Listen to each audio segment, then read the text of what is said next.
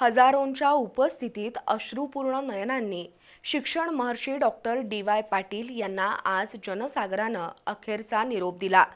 कसबा बावडा इथल्या पॅव्हेलियन मैदानावर धीरगंभीर वातावरणात शासकीय इतमामात डॉक्टर पाटील यांच्या पार्थिवावर अंत्यसंस्कार करण्यात आले। आज दिवसभरात राज्यातील महायुतीचे प्रमुख मंत्री आणि सर्वपक्षीय नेत्यांनी पाटील कुटुंबियांची सांत्वनपर भेट घेतली।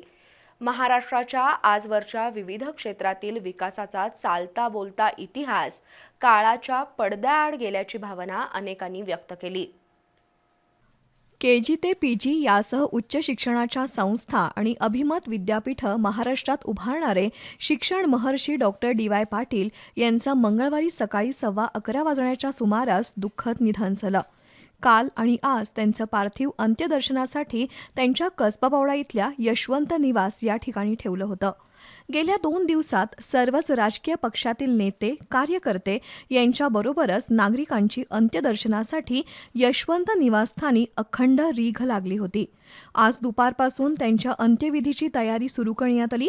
दुपारी 4:30 वाजता डॉक्टर डी.वाय. पाटील यांचं पार्थिव कसबा बावडा लाईन बाजार इथल्या डॉक्टर डी.वाय. पाटील शैक्षणिक संकुलाच्या प्रांगणात आणण्यात आलं। राष्ट्रध्वजामध्ये त्यांचं पार्थिव लपेटलं होतं। या ठिकाणी डॉक्टर डी.वाय. पाटील शिक्षण संस्थेच्या सर्व कुलगुरूंनी तसंच अधिकारी, कर्मचारी, विद्यार्थी आणि नागरिक यांनी अंत्यदर्शन घेतलं। त्यानंतर अवघ्या 15 मिनिटातच स्वर्गीय डॉक्टर डी.वाय. पाटील यांचा अनंताकडे प्रवास सुरू झाला। सजवलेल्या रथातून त्यांची अंत्ययात्रा सुरू झाली। शिक्षण संकुल ते भगवा चौक, छत्रपती शिवाजी महाराजांचा पुतळा, मुख्य रस्ता आणि त्यानंतर अग्निशमन दल केंद्रमार्गे पॅव्हेलियन मैदानावर अंत्ययात्रा पोहोचली। तत्पूर्वी आज दिवसभर उपमुख्यमंत्री एकनाथ शिंदे, पालकमंत्री प्रकाश आंबेडकर यांच्यासह नामदार हसन मुश्रीफ, नामदार चंद्रकांतदादा पाटील, पंकजा मुंडे, गणेश नाईक, उदय सामंत, खासदार श्रीमंत शाहू महाराज, आमदार अमल महाडिक, नामदार छगन भुजबळ, माजी केंद्रीय मंत्री सुशीलकुमार शिंदे, काँग्रेसचे नेते मल्लिकार्जुन खरगे, आमदार विश्वजित कदम, माजी खासदार निवेदिता माने यांच्यासह सर्व शासकीय अधिकारी कर्मचाऱ्यांनी अंत्यदर्शन घेतलं।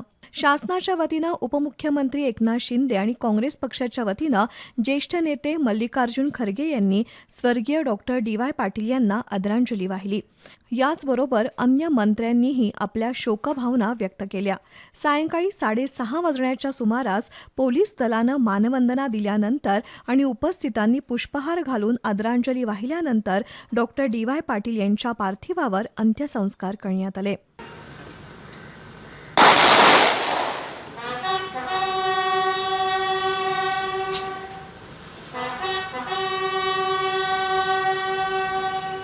Doctor DY. पाटील यांचे सुपुत्र संजय पाटील यांनी मुखाग्नी दिला।